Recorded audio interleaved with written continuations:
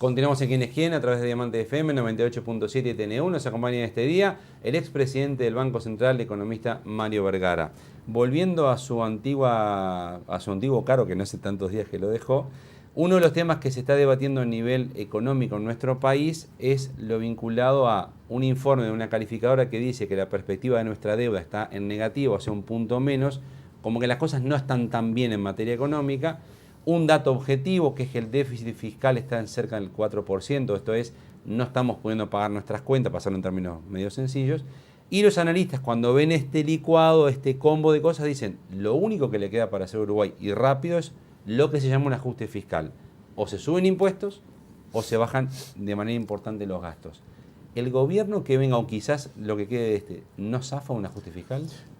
Permítame primero algunas puntualizaciones. La que quiera. El informe de la calificadora consolida la calificación de riesgo que Uruguay tiene y la pone sí en perspectiva negativa, pero no le bajó un escalón. Y de alguna manera lo que hace es como poner una alerta de que pueda haber una baja si no se corrigen algunas cosas. Las otras dos calificadoras relevantes del mundo, Standard & Poor's y Moody's, nos tienen en un escalón aún superior al de Fitch. Por lo tanto, la perspectiva, creo, del tema del grado de inversión se mantiene sólida. Por otro lado, el tema fiscal es uno de los retos, de los desafíos que tiene el Uruguay hoy. Lo ha planteado el gobierno, que a través de la discusión presupuestal y las rendiciones de cuentas ha planteado la necesidad de reducir el déficit, tratar de ir de estos órdenes de 4% a 2, 2,5% en un horizonte, y coincidimos, por tanto, que el tema fiscal hay que resolverlo en esos términos, con esa adaptación, esa adecuación de 1,5 puntos del producto. Eso no quiere, difícil, ¿no? El déficit no quiere decir que no podamos pagar las cuentas. No, esa es la otra puntualización. Las cuentas las podemos pagar. Tenemos una enorme capacidad financiera y una fortaleza financiera que el país ha logrado en estos últimos años. Las cuentas las pagamos con holgura, no hay problema por ese lado. Y pedimos créditos también para pagarlas. Bueno, claro. Pero, o sea, justamente solitos no podríamos pagarlo. El déficit fiscal es cuando, como con una familia que gasta más de lo que le ingresa, exacto, se tiene que ir endeudando. El Estado se puede ir endeudando ahora porque nos desendeudamos mucho en términos de nuestra capacidad de ingresos. Por eso es que no podíamos pagar las cuentas. En los últimos años. No la podemos pagar. No es semántico esto. Lo que pasa es que decir no podemos pagar las cuentas es una situación que genera un dramatismo que no existe, que no es real. Lo que sí tenemos que corregir la situación fiscal, que adecuarla a guarismos un poco más bajos.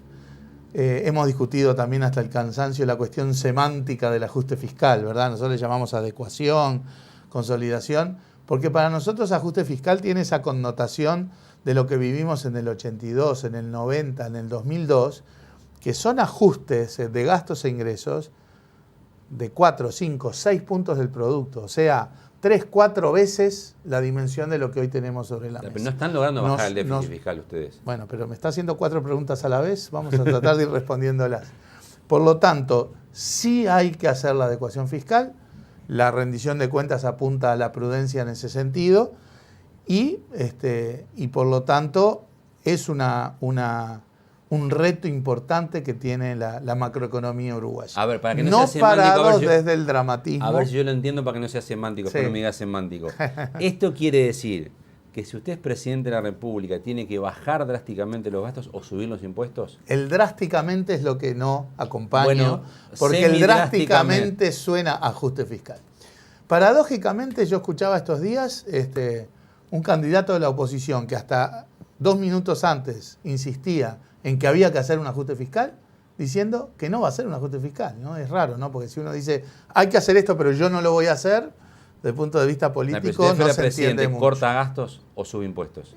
Hay una estrategia que tiene que ver con la prudencia en las rendiciones de cuentas, el crecimiento de la economía va a ayudar, y obviamente hay que apuntar a alguna reducción de gastos, pero no en la tónica drástica de motosierra, ¿sí? Ese no es el talante, no es nuestra visión. Serrucho sí, motosierra no.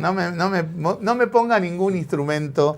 Lo que nosotros hacemos es... ¿Qué cortaría? ¿Con bisturí, con motosierra, con tijera? ¿Con qué cortaría? Así no se hacen las cosas. ¿Cómo que no? Se hace con administración, con gestión, con mejora de eficiencia, con calidad del gasto. ¿En qué área? por ejemplo, en el déficit de la caja militar. Creo que es una magnitud fuera de rango que la caja militar tenga un déficit de 600 millones de dólares. Pero eso no arregla el déficit fiscal de Uruguay. No hay una sola cosa que arregle el déficit fiscal. ¿Qué otro gasto podría tocar? Yo creo que en la seguridad social es una de esas cosas que nos vamos a tener que poner alrededor de una mesa todos los partidos y entender que bueno, ahí hay una dinámica que en buena medida explica también el aumento del déficit de estos años, que hay que evaluar a la luz, permítame, que tiene que ver con tendencias demográficas que hay en el Uruguay y en el mundo. Cada vez vivimos más, eso va a aumentar aún más en los próximos años. Hay un conjunto de parámetros de la seguridad social que ya en el mundo han cambiado y que en ese sentido nosotros tenemos un rezago. ¿Y por qué es importante resolver eso primero colectivamente con todos los partidos? Porque queremos un régimen de seguridad social potente. Y que sea potente significa, en primer lugar, que sea sustentable. Yo creo que ahí también va a haber una contribución en el terreno fiscal y financiero, pero no porque sea para achicar déficit, sino porque es para fortalecer el régimen de seguridad social. Eso quiere decir aumentar la edad para jubilarse. No solo, hay que revisar todo el conjunto armoniosamente de parámetros, que no es solo el del régimen general, también es la caja militar y otras. La edad no puede ser 60 como es ahora. Y no es prácticamente en ningún país del mundo que tenga parámetros demográficos similares a los del Uruguay. ¿Qué valor se maneja hoy? Ojo, la gente hoy en Uruguay no se jubila a los 60. Porque los datos, claro. Bueno, pero capaz que el tema es profundizar la estructura de incentivos para que la gente trabaje más años. En los hechos, el promedio de edad jubilatoria hoy en el Uruguay ronda los 64 años. O sea que por más que la edad mínima sea los 60, en promedio la gente hoy ya se jubila a los 64. Pero son varios los parámetros del régimen. Para usted, ¿qué edad debería ser la más adecuada por lo que ha visto, por la experiencia que tiene? En el mundo es difícil encontrar regímenes, reitero, de países que tienen demografía similar al Uruguay, esperanzas de vida similar al Uruguay. En el mundo es difícil encontrar este tipo de países que tengan edad mínima por debajo de los 65 años. Hay incluso países que tienen edades por encima. Para usted es una buena edad esa, para jubilarse. Bueno, reitero, hoy los uruguayos promedialmente se jubilan a los 64. O sea, poner por 65, lo tanto no parece ser una cuestión dramático. Yo creo que no. Nadie va a dejar de votarlo a usted porque le diga lo quiero jubilar a los 65. Eso no lo calcula. No estoy diciendo eso, ¿verdad? No ponga en mi boca cosas que yo no digo. No Pero sea bandido. ¿Es políticamente incorrecto decir lo jubilo a los 65 y pierdo votos? Yo creo que lo correcto es plantearlo en términos de este es un tema que tenemos que sentarnos alrededor de una mesa, todos los partidos, porque acá gane quien gane, este es un tema de relevancia. Y me parece que no hay que ver con dramatismo la necesidad de ir adecuando parámetros, por ejemplo, en el régimen de seguridad social, como se hace en todas las demás áreas. Hay cuestiones más gruesas, por ejemplo, lo que le decía hoy, para mí es mucho más relevante el desbalance que hay hoy en la caja militar. Y ahí también hay un aporte que va a hacerse a lo fiscal y financiero si se hace una reforma. Si en ese acuerdo de partidos llegan a que 65 es la edad, para usted estaría bien, es una buena edad. Reitero, los uruguayos hoy se jubilan a los 64, por lo tanto poner una edad de 65 no parece un cambio muy dramático. Usted dijo en su lanzamiento de candidatura que hay que ser implacable con los temas éticos y de corrupción. Así es. Hay un tema vinculado en alguna de estas categorías, usted la pondrá en la que quiera, que es el tema del ex vicepresidente de la República, Raúl Sendic, que renunció por hechos ya notorios, tiene un procesamiento también en lo que es la justicia, o sea que... Y hay un informe en el Tribunal de Conducta Política del Frente Amplio que aún no ha sido terminado en su evaluación. Exacto. Más allá de lo que resuelva orgánicamente el Frente Amplio, su opinión como precandidato presidencial, ¿cuál es? Que lo mejor es que no se le permite usar el lema Sendic para la que viene para dar una señal, o lo mejor es que esto quede como está ahora. Voy a decir en esto dos cosas. Una, y no va a ser explícitamente con el nombre y apellido que usted maneja, aunque también le rige lo que voy a decir a él, como nos rige a nosotros. O sea, aplica igual para Sendic. Para todos los frente amplistas. Y con más motivo, con más razón, a nosotros mismos. hay que ser implacable con las faltas éticas y los actos de corrupción. No sentiría que represento un enfoque sereñista si no pensara eso. Los actos de corrupción asociados a delitos se dirimen en la justicia y uno tiene que respetar, por supuesto, lo que la justicia diga, nos guste más o nos guste menos. Sobre las faltas éticas, el Frente Amplio se ha dado un procedimiento que es que le solicita al Tribunal de Conducta Política un informe en aquellos casos en donde pueda haber sospechas de faltas éticas. El tribunal elabora un informe y, por lógica, el Frente Amplio que pidió ese informe tiene oportunamente que tomar posición sobre esos informes. Hoy hay unos 11 casos ya informados y hay como otros 4 en proceso. Oportunamente, cuando las cosas vayan viniendo, el Frente Amplio tiene que tomar posición. Eso en el sentido de las faltas éticas, y la corrupción. Y obviamente las resoluciones que tome el Frente Amplio después tendrán que ser consistentes con la evaluación que haga de esos informes. Por eso, en el caso concreto que usted me pregunta, yo no le puedo contestar ahora, porque primero necesitamos ver cuál es la evaluación y la resolución que toma el Frente Amplio con respecto al informe del Tribunal de Conducta. No lo que haga el Frente Amplio para usted. Pero permítame, mi opinión es que el Frente Amplio tiene que resolver y si entiende que hubo faltas éticas, tiene que actuar en consecuencia. ¿Eso quiere decir? Y actuar en consecuencia es seguramente plantear la posibilidad de que no haya uso de lema. Pero, reitero, falta la evaluación que haga el Frente Amplio del informe del Tribunal de Conducta Política.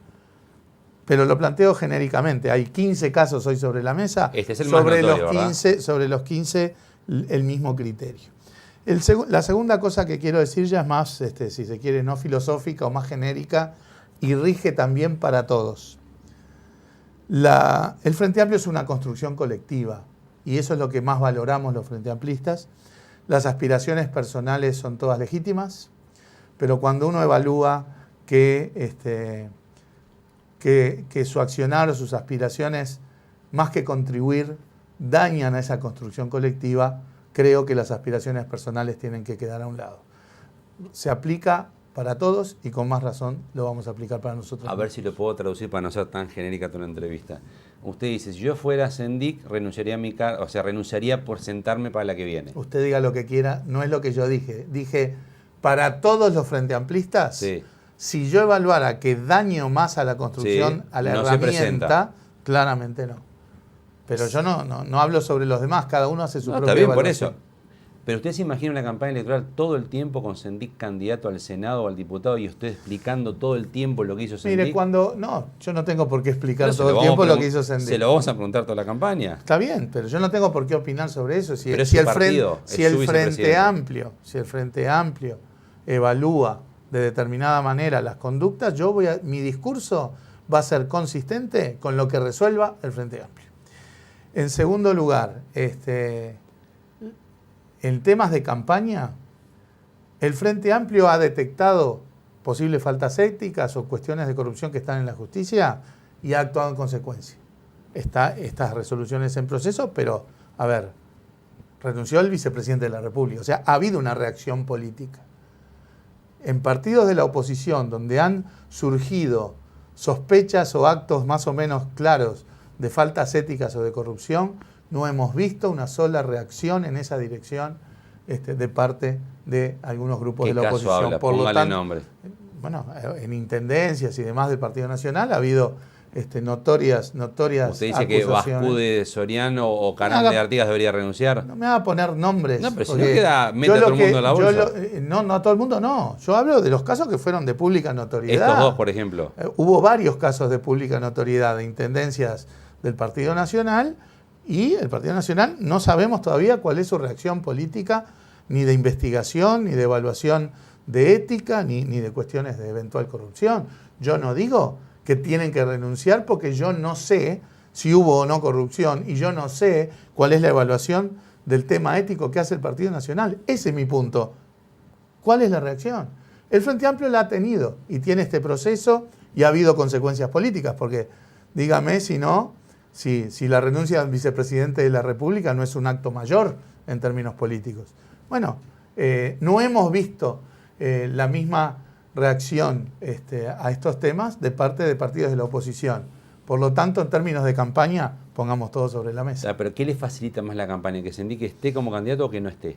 No es esa la evaluación que tengo que hacer. No, usted la, no evaluación mide eso. La evaluación que tengo que hacer es que el Frente Amplio tiene que tomar posición y le reitero, mi posición va a ser la del Frente Amplio. Economista Mario Vergara, expresidente del Banco Central, gracias por ser parte de Quién es Quién. Es un gusto. Gracias también a usted por acompañarnos en un programa más. Le recordamos, como siempre, de Quién es Quién se repite los días viernes, 10 de la mañana en Diamante FM 98.7. Dios mediante, entonces nos encontramos en un próximo Quién es Quién. Gustavo Vanescayán, quien le habla de salud, le recuerda que esto ya es historia.